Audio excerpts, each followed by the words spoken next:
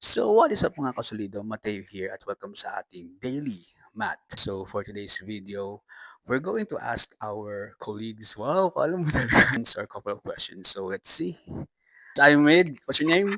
Cherry. Yes naman. Ano yung feeling mo yung best love language mo? Best love language ko is acts of service. Iyan no?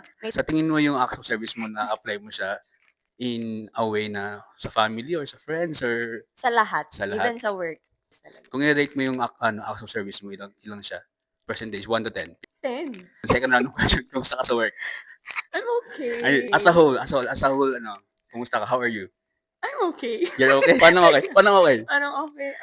Happy ako nakakatulog na ako ng maayos. Ano ang ibig sabihin sa'yo ng, ano, love? What is love to you in general, in a bigger picture? Love. Love is putting